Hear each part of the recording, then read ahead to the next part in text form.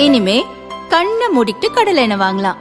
ஏன்னா மந்த்ரா கடலை எண்ணெய் இதயத்தின் தயாரிப்பு. வறுக்க பொரிக்க ஏன் எல்லா சமையலுக்கும் மந்த்ரா தான். மந்த்ரா கடலை எண்ணெய், அபார ருசி, ஆரோக்கியமான உடல் நலம்.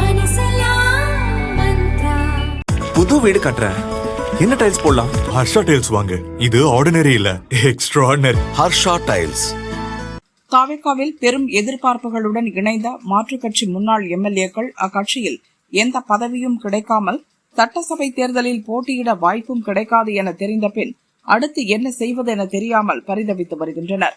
புது கட்சியான தாவேகாவில் இணைந்தால் அரசியல் அனுபவத்துக்கு உடனே முக்கிய பொறுப்பு தேடி வரும் என்று கணக்கு போட்டு சில மாதங்களுக்கு முன் 10க்கும் மேற்பட்ட முன்னாள் எம்எல்ஏக்கள் தாவேகாவில் இணைந்தனர்.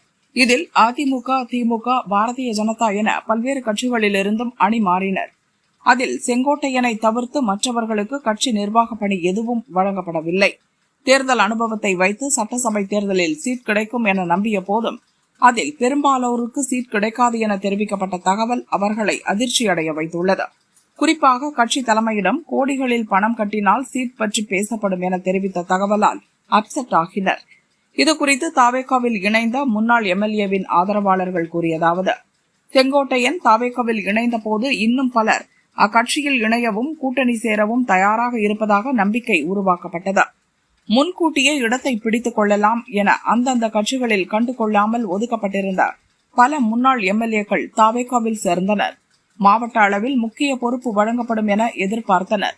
ஆனால் கட்சியில் சேர்ந்த போது துண்டு போட்டதோடு சரி, பின் எதற்கும் அழைப்பில்லை. சென்றாலும் மாவட்ட நிர்வாகிகள் கூட கண்டுகொள்வதில்லை. போட்டியிட வாய்ப்பு கிடைக்கும் என்ற நம்பிக்கை இருந்தது. தற்போது கட்சி தனித்து போட்டியிடும் சூழல் நிலவுவதால் வேட்பாளர்களை விலைக்கு வாங்க மற்ற கட்சிகள் முயற்சிக்கும்.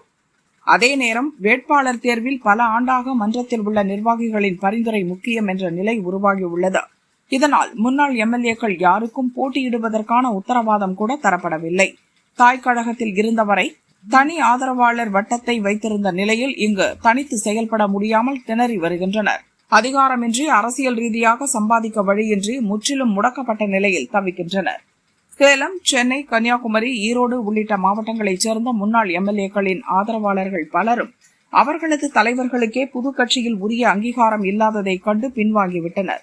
இதனால் பெரும் ஆரவாரத்துடன் தாவேகாவில் இணைந்த சீனியர்கள் தற்போது அரசியல் எதிர்காலம் கேள்விக்குறியான நிலையில் அடுத்து என்ன செய்வது என தெரியாமல் பரிதவிக்கின்றனர் என தெரிவித்தனர்.